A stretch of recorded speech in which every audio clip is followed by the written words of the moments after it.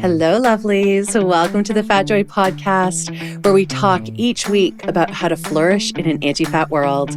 I'm Sophia, a fat person and professional coach who loves talking to other fat people about what it's like to live within oppressive systems that marginalize our bodies, and how we still dare to have the audacity and courage to reach towards our collective liberation and embrace our joy. Please know this is an adult content podcast, so there will be swears, we will be talking about harms we've experienced, and we will be rebelling against diet culture, anti-fatness, ableism, racism, etc. If you'd like to support the Fat Joy podcast and get bonus content as a thank you, please check us out at patreon.com/fatjoy. I am so glad you're here with us. Enjoy. Hello, everyone, and welcome back to the Fat Joy podcast. I am fangirling out. I'm not going to do it beyond this moment, but I am a huge fangirl of who our guest is.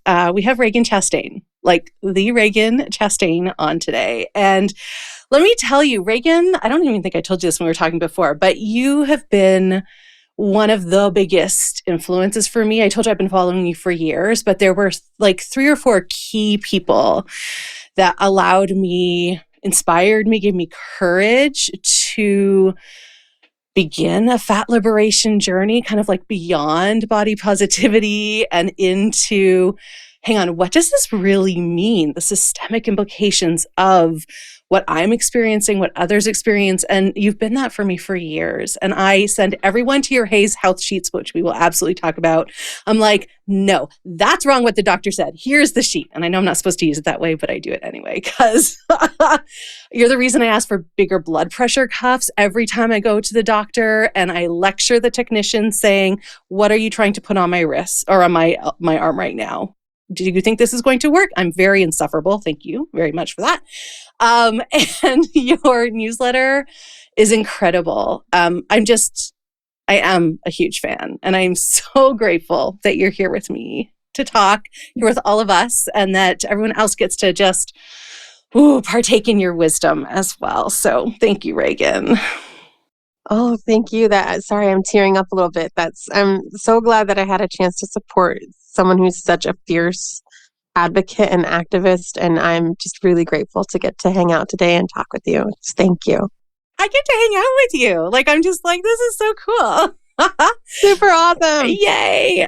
So Regan, why don't you tell us a little bit about yourself? You have a very illustrious background. So tell us, brag a little bit. Sure. So I'm a professional speaker, writer. I'm a researcher. I just passed the exam to be a board certified patient advocate. And my work is predominantly in the intersections of weight science, weight stigma, health, and healthcare.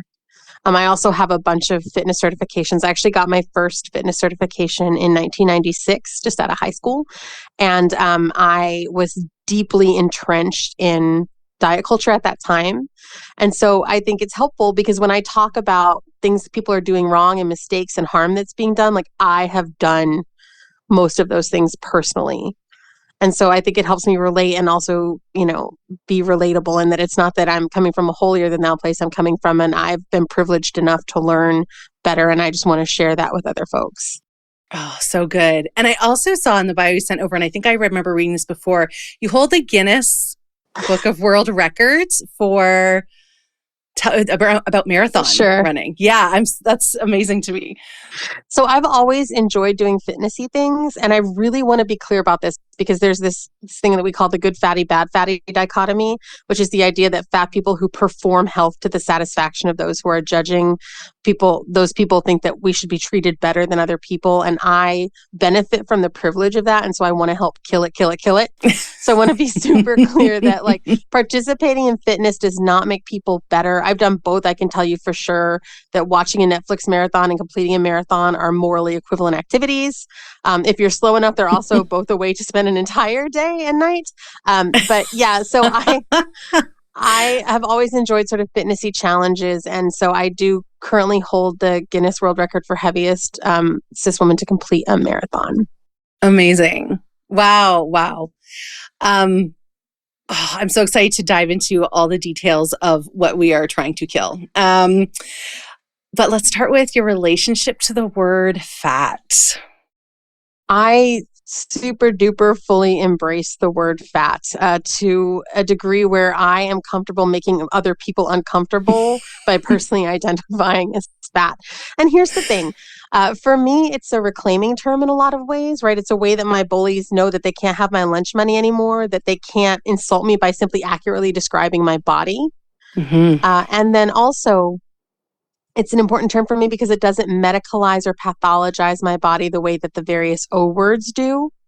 So all of these terms were created, literally invented, made up to pathologize and medicalize bodies based on size, like my body. And so I reject that. And using the word fat is part of how I reject it. But I also know that fat, like there are people who could be identified that way who don't align with the word. And I totally respect that. So I also will use like higher weight or larger bodies, basically any term that accurately describes fat bodies that doesn't pathologize us and that wasn't used as a schoolyard taunt. Is sort of a word I might use in different situations. But yeah, the word fat, I love it. I embrace it. I use it all the time. Yeah.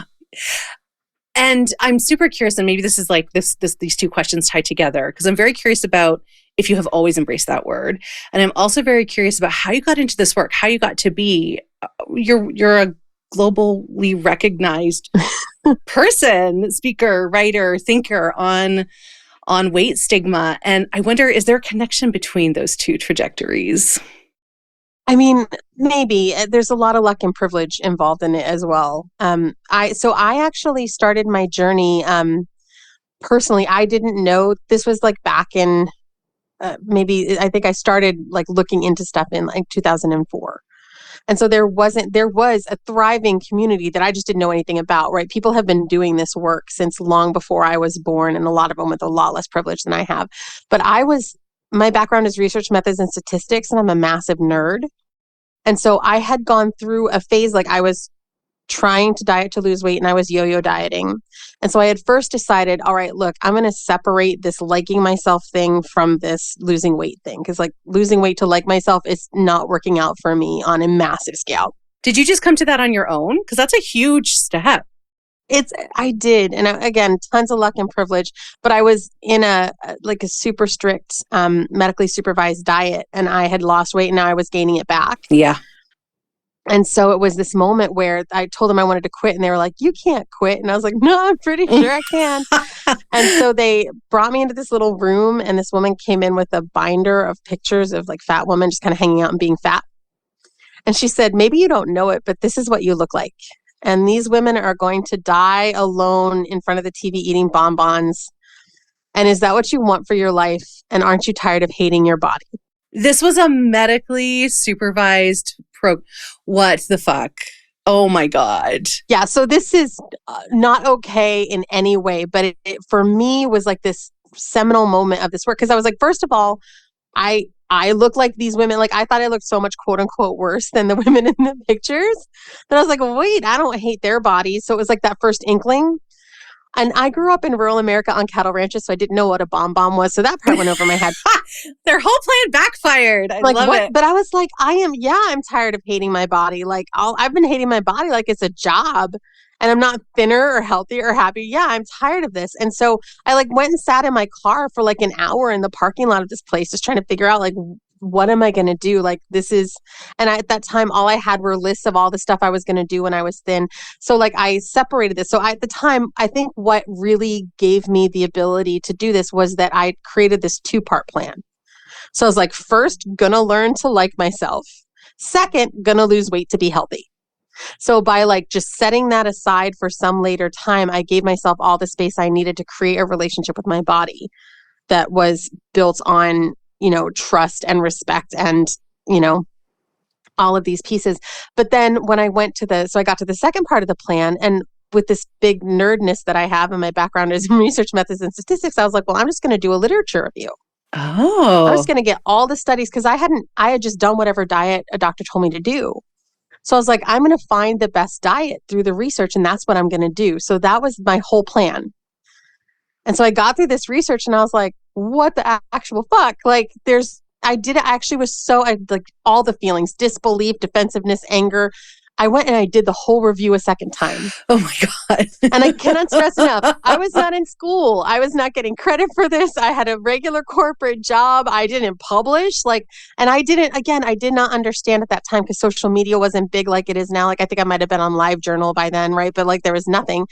So I just didn't know, right? I was just doing this which is sort of embarrassing that I was like, I'm the first person. Like, no, I'm so not the first person on any of this, right?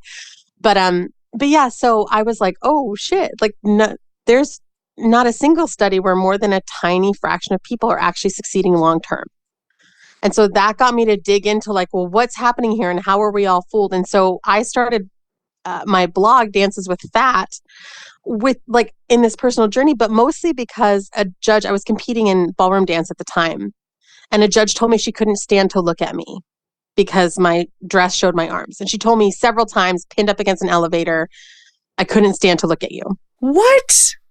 And what happened was my background in social justice, I staged my first protest in kindergarten. I was just like that kid. Thank God for my mom, because she was just like every step of the way supporting me and there for me. Like she's amazing still to this day. But I had this kindergarten protest, and I had then, continued social justice. And in college, came out as queer and did a ton of queer and trans liberation work and solidarity, anti-racism training, that kind of thing. But I never thought of fat people as this group of people who were oppressed. Right. And so this moment with this fatphobe dance judge, I was like, oh, like, yeah, no, this is like a thing. And so that was what made me start the Dances with Fat blog, just to talk about being fat and the fat phobia I was experiencing. And then I kind of started to write about greater topics, and then eventually learned I was part of a huge community that had been doing this. So yeah, sorry, long story long. No, it's perfect. It's perfect. Well, and I just love that both of these big moments for you were about someone else trying to tell you what your body is supposed to be. And I feel like there's that kindergarten rebelliousness in there, like, no. Always, yes. Yeah, yeah. Well, and this is the perfect tie into what we're going to chat about in this episode, because I think this is probably going to be a two-parter, which is the fact of what you just said, which, can I just say, no one will believe me who is who doesn't want to, which is that there is no research that shows weight loss is possible for more than a very few percentage of people for any length of time. And people just don't believe me, Regan. So what I thought would be really good to talk about together is the culprits. I know there's a lot, but the culprits of perpetuating, I think, a lot of this, and which would be companies like Weight Watchers, Noom. I did a medically supervised one called Dr. Bernstein's. These are the, all these different weight loss organizations that capitalize on, it's lies or misrepresentation of the data. And I just want to dig into this with you a little further, because I'm always shocked when I say, and I point people to your work, I point people to episodes of Maintenance Phase where the research is dissected. There is proof, and yet people will not believe it. So I want to talk about that piece as well, but let's set up what's actually happening here. So I don't know if you want to start with one of those companies or kind of just a general, what does the quote unquote research tell us, and how is it manipulated by companies trying to sell weight loss products? Yeah, so the research in general finds that almost everyone can lose weight short term, within maybe about a year. And then almost everyone regains their weight within years 2 through 5, with up to 66% regaining more weight than they lost. And I want to be super clear. I don't think there's anything wrong with being fat or becoming fatter. I do think there's something wrong with something that's being considered a healthcare intervention that's prescribed to 70% of the population that has the opposite of the intended effect the majority of the time. Yes. Especially considering that the hand-wringing that the diet industry does now is, well, look how much fatter people are than they were, when what we've been given is an intervention that makes people fatter. That shouldn't be a galloping shock. That's as expected, right? So that's, you don't have to be have a PhD in calculus to work that out. So what happened was, and Weight Watchers is one of the primary architects of this myth. So if you look, their original paperwork was filed based on a repeat business model. So what they knew was this thing that the body has a two-part biological response to intentional weight loss attempts. Mm-hmm. So at the first part, it loses weight short term while it tries to deal with the fact that now like there's not enough food, it assumes. And also we have to maybe run from bears because they're like, we're doing all this exercise and there's not enough food. And our body just doesn't have a way to know like, oh, this person, the person inhabiting me thinks I would be more attractive if I looked different. All it can be like is I'm sending hunger signals. They're not sending food. Clearly there's not food. Right. And then you go run on a treadmill and it's like, oh, and also the bears. Right. So yeah. During the first part, while it's adjusting to this new state, the body does lose weight. But then it has all of these systems meant to prevent death from famine and running from bears, right? So it's like, okay, no problem. I'm going to slow down our metabolism. I'm going to increase the hormone that tells you that you're hungry. I'm going to decrease the hormone that tells you that you're full. I'm going to change on a physiological level, dropping type 2 muscle, for example, just whatever I can do to become essentially what ends up being a weight regaining, weight maintaining machine. And this is our biology. This is not, we have no control over this. This is just what happens. Yeah. Yes.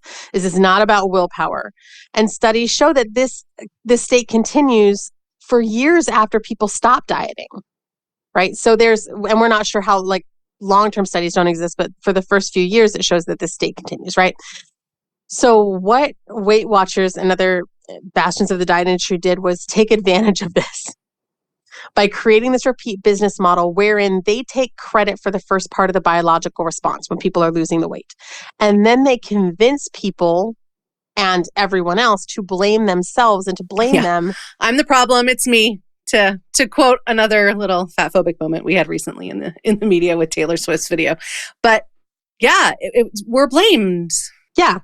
Yeah. And so then we turn around and go back to them. And this happens so often that, especially pre-COVID, when I would be live, I would give a talk and I would talk about this and someone would come down and they would be a fat person standing in front of me, having rushed down to talk to me after this talk and was standing and stood in line to say, I don't think you should talk bad about Weight Watchers because I've done it 6 times and it worked every time. No. And they don't know what they're saying. They're not getting it. Oh. I'm just slow blinking because I don't want to make this person feel terrible, but also what is your definition of worked, right? But this is how successful the weight loss industry has been in architecting this myth. And the phrase that they pretty often use is, well, they go back to their old habits, which is a pretty disingenuous way to say that starvation is unsustainable. Yeah. Yeah. Because that's what they're really saying. Because what intentional weight loss is let's eat less than our body needs to survive in hopes that it will eat itself and become smaller. Mm-hmm. That's not sustainable.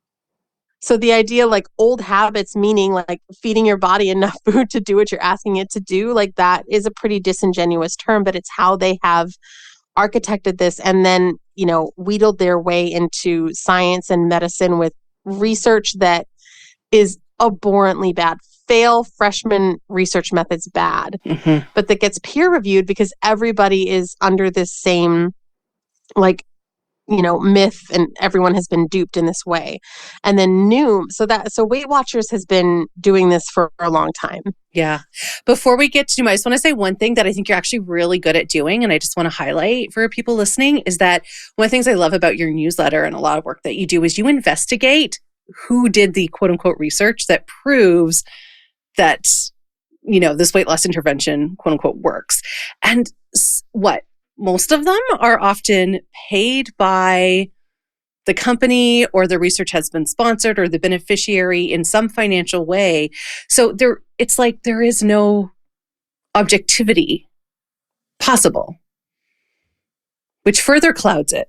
Yeah, exactly right. The study will be funded by Weight Watchers, the people, or Noom or whoever. The people doing the study will be employees. Yeah, this is incredibly common within weight loss research and other research like pharmaceutical research. This is a massive problem, but the weight loss industry has really done an incredible job of creating its own research and then using that research to justify itself in ways where pretty often you'll see in my newsletter, I talk about this a lot, where the conclusion doesn't match the data. the one you just put out recently, it was like, okay, but that wasn't the conclusion that they reached. But the headline was taken and for clickbait. And I mean, I've become a conspiracy theorist with this stuff because it's like, who's pulling the threads? Anyone who read the study, read the conclusion, would not have pulled that headline from it that is vilifying fatness. So I don't get it, Regan. They're taking advantage. So this isn't accidental. This is a very targeted. They're taking advantage of a lot of things. First of all, that as newspapers shrink and reporters get paid less and less, people are covering beats that they aren't qualified to cover, that they never wanted to cover. This is not the reporter's fault necessarily, but people are covering science who are scientifically illiterate and they had no intention of ever covering science. And they're not fact checking, I don't think, like they used to, like deep dives necessarily. Yeah. Or they can't. They're also taking advantage of paywalls. So you see the conclusion that says this study showed that this was a high efficacy intervention. That's available to everyone. But you got to pay your $35 and be able to read the study and dig into the discussion, because they're not in a hurry to like highlight this information that like everybody lost 2 pounds, right? So they are hiding, they're burying it in the discussion, and like who has time to do that? And so it's not just the media, but also healthcare professionals. A lot of my speaking is to healthcare professionals who don't understand or aren't aware that they can't trust the conclusion of the study, and they shouldn't have to be. They should be able to trust the conclusion of the study. So the diet industry and the weight loss industry in general, they're taking advantage of these things. And they're putting out press releases, and then some reporter who's having to write way more than they should have to on subjects they know nothing about just has to trust, like, yeah, this is a peer-reviewed study. Of course, this press release is accurate. It's a perfect system. Like it's built so perfectly. Yeah. I definitely want to hear what it's like talking to healthcare providers. But let's go to Noom next, because Noom took a particularly interesting approach with their marketing. Yeah. So the first commercial I saw for Noom, I was just like, what the fuck? So their initial marketing was, we're a brand new way to lose weight and we can help you keep the weight off for life. Yeah. And I just want to point out, those are mutually exclusive statements. Right. Either you're brand new or you have long-term data showing that people keep this weight loss until they die. Like these are two different mutually exclusive statements. But again, because with weight loss, we're all so convinced that, everybody but us has the answer and that we're the problem, we're the reason it doesn't work, right? And then they're like, we're totally new. And then their next commercial was like, eat grapes instead of raisins. Like, oh my God, 1987 called and want their crappy diet advice back. Nothing about this is new except that it's giving you old advice on a new AI platform, which is ridiculous, right? But they really got a lot of reach. And people, I want to like point out, people don't get the idea that they should lose weight out of nowhere. Their doctors are telling them this. Their family and friends are telling them this. And so it's not like people are, and all of these same people, healthcare professionals are telling them, if you try hard enough, you can lose this weight. Yeah, it's all discipline and willpower. And I've heard that my whole life. Yes. And yeah, and it's so paradoxical, because I am one of those weight cycling people where I lost 100 pounds, gained 110, lost another 100, gained 120. If that's not discipline and willpower, I don't know what is. Yeah. And so it's these companies are taking advantage of and duping a lot of people. And so the fact that people are fooled isn't because everybody's just naive and, stupid. It's that we've all been taught this from, birth at this point, and these companies know that, and they're taking advantage of that. And so that's what I always want to point out. Like, this is not an issue with the end users, although those are the folks we're trying to educate, because these industries are making, what did the diet industry make? $72 billion. So they have plenty of money to hire the best marketers in the world. And they're not going to stop until we make them stop, until it stops being profitable. Yeah. Well, and what Noom did too is they had this whole, it's the we have discovered the psychology behind it. And so they really went with that psychology angles. If they've biohacked our brains to help us permanently lose weight. And they played up that a lot. Yes, and you know what else they played up? A 16-week study. Like, this study or another study, it's 9 months. And this was the study. So when they first came out, I started, communicating with them. And I was like, hey, please send me the long-term data, right? You can keep it off for life. I'd love to see that. Most people lost some weight in 9 months is what they were basing that on. Wow. Like, it's just a fraud. It's straight up a fraud. And why is there no, I don't know, this is so naive of me, and I know the answer, but I'm going to ask it anyway. Why is there no regulatory body or some kind of institutional oversight, maybe from the government, maybe from I don't know, do we have a Department of Health? Is there no one that requires truth to these claims? So in the States, they're taking advantage of the gutting of these regulatory agencies, starting with the Reagan administration by conservative regimes. So, for example, the FTC years ago, and Lynn McAfee, who's an incredible activist in the space, was in the meeting with the FTC where they told Weight Watchers they wanted them to do 5-year studies. And Weight Watchers straight up refused. And what they said was, and I'm quoting, "It would be too depressing for our clients." Pardon me, and they were just allowed to say no? So what they ended up with was these the disclaimers that run in tiny print: results not typical, or the average person will lose 1 to 2 pounds. But nobody wants to think that they're going to be the average person. First of all, we're all like, I'm going to do it better than anyone has ever done it. Yeah. And then there's doctors. Like, I was on an episode of The Doctors, and the weight loss doctor who was, it was myself and Greg Dodell, who's an incredible weight neutral endocrinologist. And then this other doctor who has a book out about weight loss said, well, yeah, it only works 5% of the time, but that's just because everyone else isn't doing it right, essentially. And this myth is what props this whole thing up, right?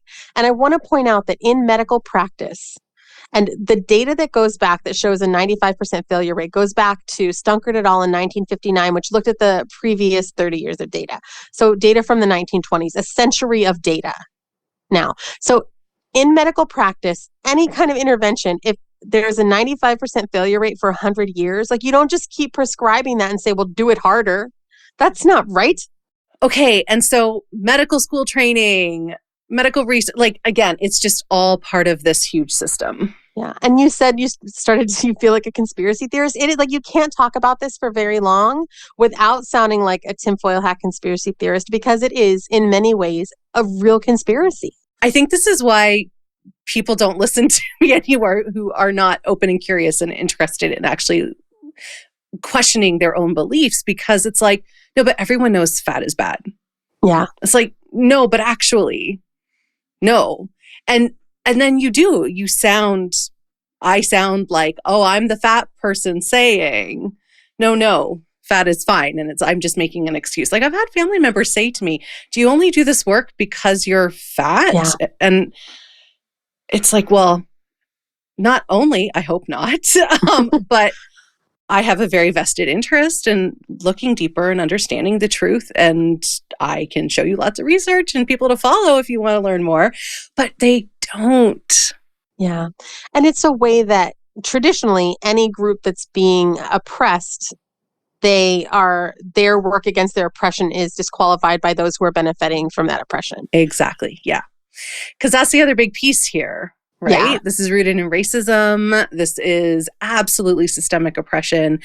Where was I reading? I don't know if it might have been from you, but weight stigma is the only implicit bias that is going up year over year. And it's going up 40% year over year. That's the Harvard implicit bias study data. And that's horrible. So as we're getting I'm going to put quotes around this, generally less racist, hopefully less homophobic, transphobic, all these things, weight bias is still skyrocketing. Yeah.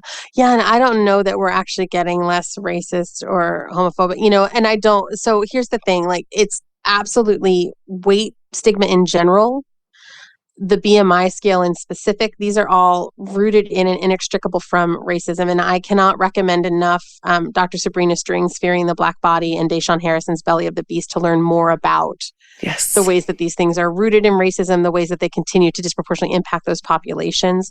And that's the thing. These, when this is built into the white supremacist architecture of our culture, then it's doing more harm to people who are both Black and fat, people of color and fat. And in general, weight stigma harms everybody, but it does the most harm to those at the highest weights and those who are multiply marginalized. And yeah, that's where I was going. And thank you for putting it into sharp relief, because it's really important, I think, to understand. I benefit a ton from white privilege.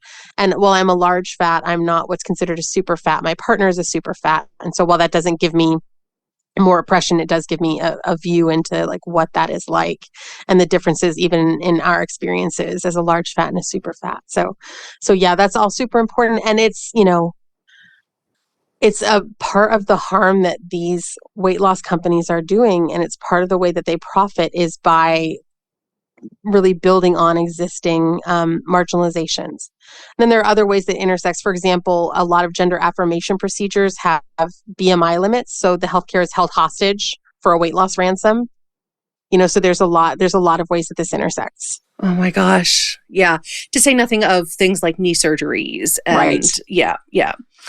I'm still shocked that we use the BMI.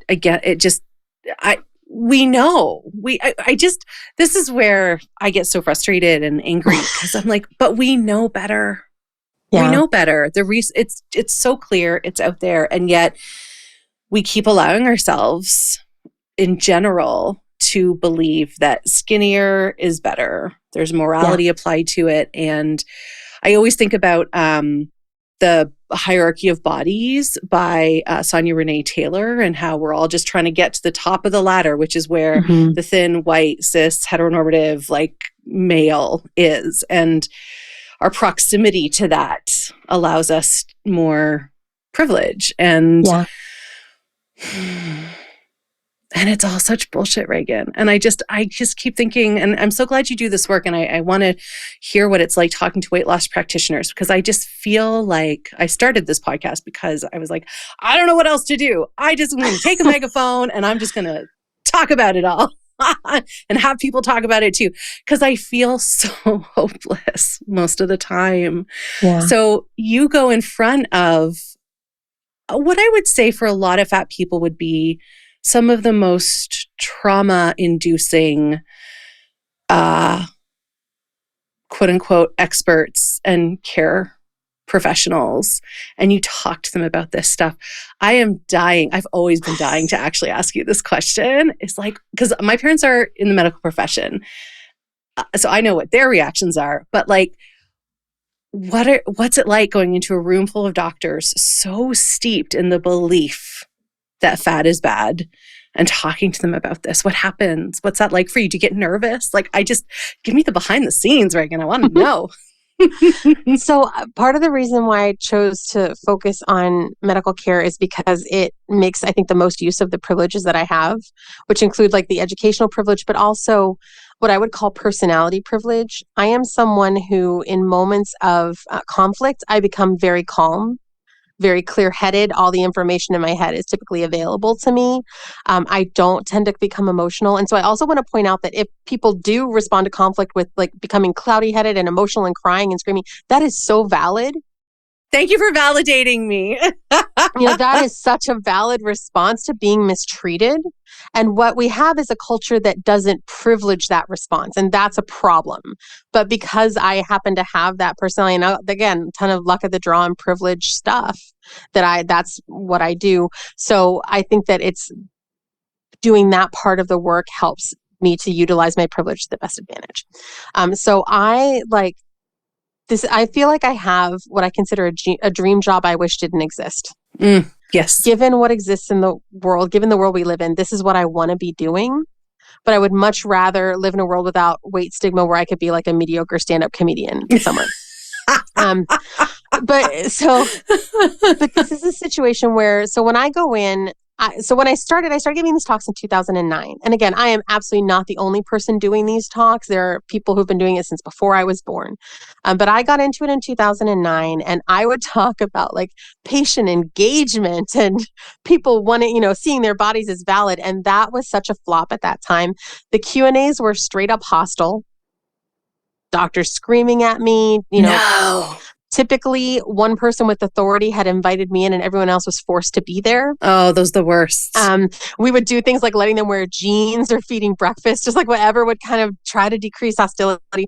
So, but I did some talks like this and I was like, all right, this is not working. So I was like, all right, new plan. You are obligated to provide ethical evidence-based medicine. Weight loss is not that. Here's an hour and a half of evidence of why. Fight me. And then the Q&As became so much more productive. Because I was like, look, you can question what I'm saying, but like you better be packing some evidence, right? I just gave an hour and a half of evidence. So do not bring everybody knows to my evidence fight. If what you're saying is everybody knows you're wrong, then you have nothing to say and please sit down and let somebody who knows some research stand up and talk. Or sit down and talk, right? So this helped a lot. I've seen change. It's too slow and it's too painful, but now I'm, more often people are already aware of some of these things, like with BMI and of weight stigma. I'm able to talk about patient engagement. People are asking for me to come in or choosing to come.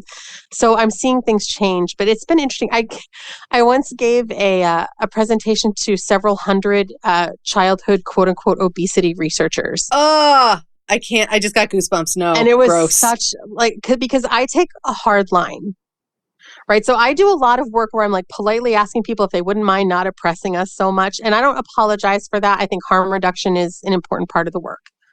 But I also am not going to acquiesce and say, what you're doing is great. I'm like, I'm sure you're well-intentioned, but here's where this is going wrong and harming people. And I always point out I have to care more about the patient. Yes. Than I care about the provider's feelings or intentions, even though I understand people are duped, right? Their entire training was your fat patients are walking, talking pathologies. And before you do anything else, you got to fix that.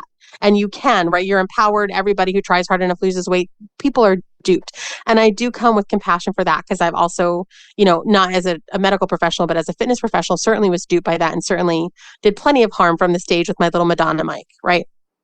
But we have to start being honest about this. And so that's the tactic I come from. I'm sure you're, at least most of you are well-intentioned. I'm sure that, you've got a lot of internalized bias about fat people, but we're going to talk about this today from a research and lived experience and social justice standpoints. And we're going to talk about how best we can care for those patients. Wow. And so, that's incredible, Regan. Oh my gosh. What kind of systemic level changes have you seen, or even organizational? Are policies changing? Do they walk out of the room and forget about it forever? What have you seen?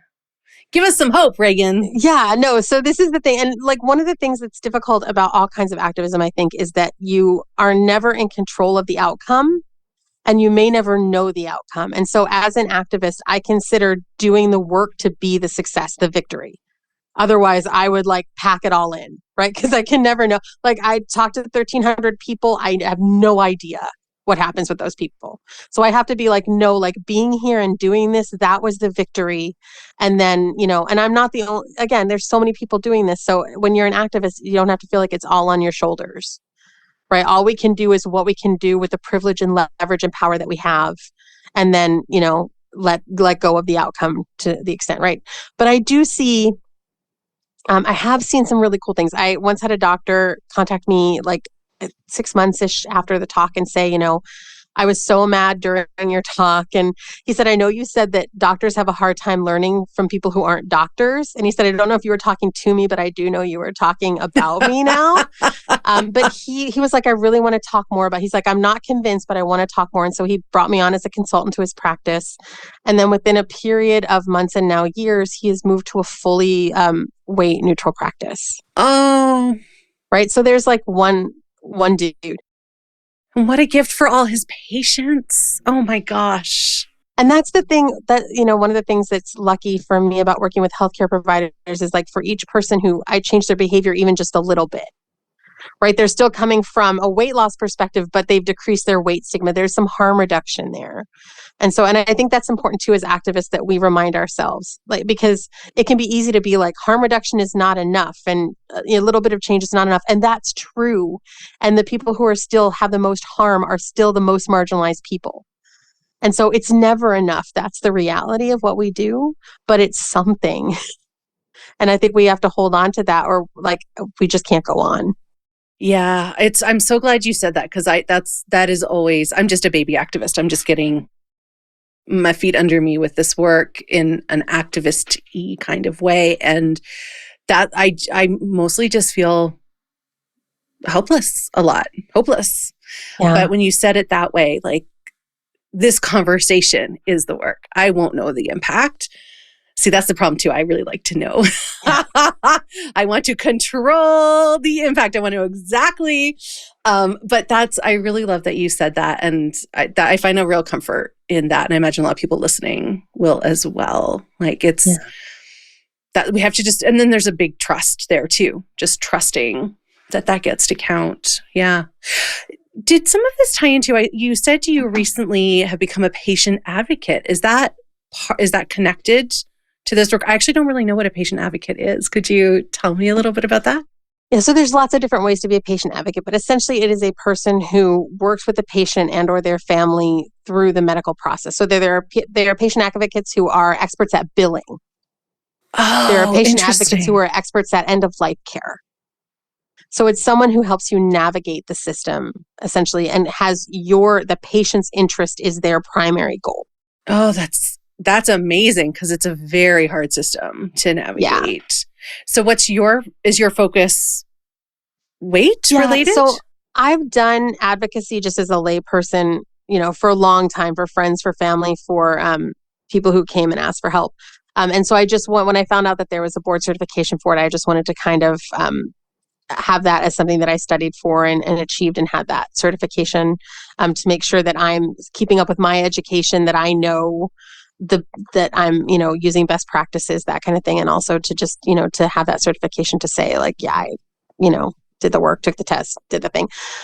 So I don't do a ton of one-on-one patient advocacy right now. There are people who come and ask for my help, and like, sometimes I can help them and sometimes I refer them out. But in general, I just wanted that to be clearly part of my work. Oh, got it. To say, patient advocacy is something that is incredibly important to me. And, I'm working on learning more and more about how to help patients who are dealing with BMI limits for procedures. Yes. Good. Thank you. Yeah. I mean, that holding healthcare hostage for a weight loss ransom is so unbelievably harmful, unbelievably not evidence-based. Unethical, amoral. Like, it's shocking. It's shocking to me. Yes. So, and I've have a series that I've been working on for a long time that'll come out in Weight and Healthcare in 2023 about this in general. And then I want to create specific resources. Like I have currently Deborah Gard, who's an incredible activist, put together resources for fighting joint replacement denials. And so she allowed me to publish those, and I've added to it over time. But I have a series about joints in specific, but I would like to have for other things like gender affirmation procedures and other procedures to the research to fight that. That's so good. Yeah. Wow. Oh, that's brilliant. That's brilliant. Regan, this is so great. I feel like we're gonna pause here, because then we're gonna come back with part 2 of the podcast talking about weight loss surgeries, which is a whole other kettle of fish, or bucket of worms, or whatever animal metaphor we want to use. Thank you so much. I'm so glad we talked about the research, about Weight Watchers, about Noom, about talking to physicians and the changes that you are seeing. And I'm just so grateful that you are out there doing this work, that the ripple effect is happening.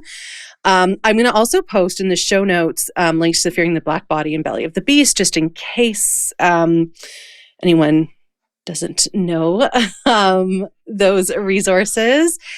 And I'll, of course, share all of your information. Before we go, though, because I think this really ties into your patient advocate work, to my mind, the Hayes health sheets are incredible. Do you want to just say a little bit about like what inspired them. And I'll, of course, post the link, but a little background, I think, would be really useful. Yeah. So I thought for a long time, wouldn't it be cool for people? Because people will come to me and say, I just got diagnosed with, this health issue. And it's a place where all of your health at every size and all of your size acceptance work can really break down. Yes. Right. People are like, I'm good, I'm practicing, but then they get a healthcare diagnosis and they're like, well, obviously now it's time for weight loss. And a healthcare diagnosis doesn't make weight loss any more effective or ethical. Right. But I totally understand that. So I was like, wouldn't it be cool to have a thing like, no, there's a weight neutral way to deal with this. But I did not feel like I was qualified to do that. So I reached out to Dr. Louise Metz, and I remember the subject line was maybe a terrible idea. And I was like, here's what I'm thinking of. Like, what if I drafted the sheets and then you as a doctor corrected my mistakes? And then Tiana Dodson, who's an incredible activist, will take a look at them, also correct my mistakes. And then Tiana also does web work, and I had worked with her before. She's incredible. So I was like, would you also do the website? And so that was the original team of people. And now Dr. Asher Larmy has become an addition to our team, which I'm so incredibly excited about. Fat Doctor UK, some of you may know them as. But yeah, so that was the impetus for that. And we were like, and let's create a resource and research bank, and let's create a statement about why we don't recommend weight loss. Because I just wanted something to be able to be like, here's a link. Yes.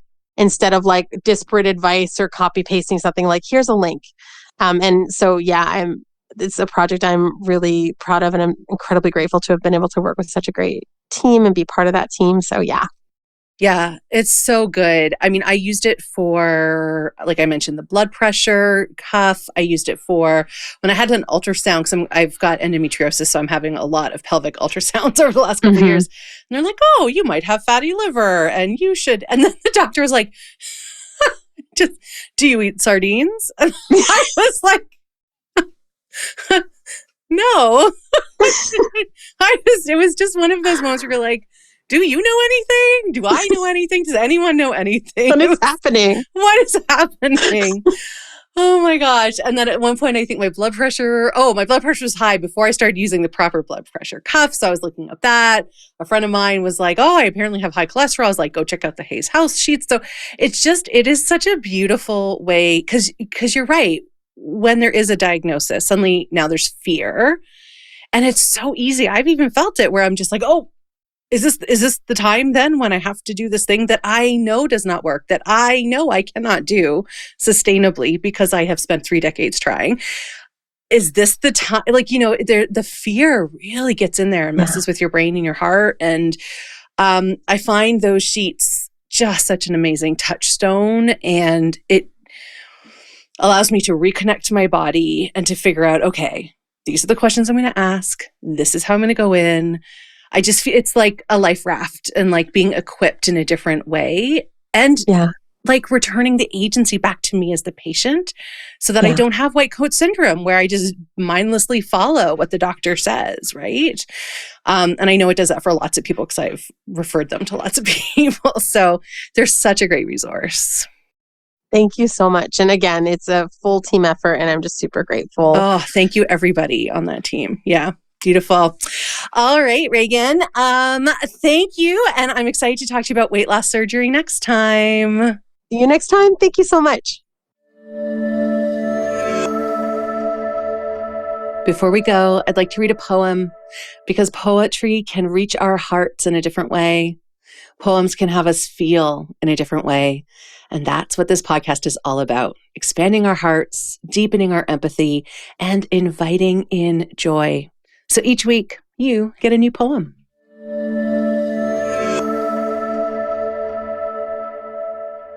Every time I read something by Ragen Chastain, I feel more connected to the innate wisdom that lives in my body. I remember that I know what's best for me, and I don't need to let external influences cause me to question my truths. So, for Regan's episode, the poem I chose is called Remember, and it's by Joy Harjo. Here it is. Remember the sky that you were born under. Know each of the stars' stories. Remember the moon. Know who she is. Remember the sun's birth at dawn. That is the strongest point of time. Remember sundown and the giving away tonight. Remember your birth, how your mother struggled to give you form and breath. You are evidence of her life and her mother's and hers. Remember your father. He is your life also. Remember the earth whose skin you are. Red earth, black earth, yellow earth, white earth, brown earth. We are earth. Remember the plants, trees, animal life, who all have their tribes, their families, their histories too. Talk to them. Listen to them. They are alive poems. Remember the wind. Remember her voice. She knows the origin of this universe. Remember you are all people and all people are you. Remember you are this universe and this universe is you. Remember all is in motion, is growing, is you. Remember language comes from this. Remember the dance language is, that life is. Remember. Thank you for joining me today. My hope is that you're feeling a little less alone and a little more seen. So until the next episode, you can find me on Instagram at fatjoy.life, on YouTube at youtube.com/@fatjoy, and on Patreon at patreon.com/fatjoy. Please do check out the show notes for how you can connect with my amazing guest and for the links to the poem. All right, lovely. I am sending you off with my best wishes for an abundantly Fat Joy day, and I look forward to talking to you again soon. Bye-bye.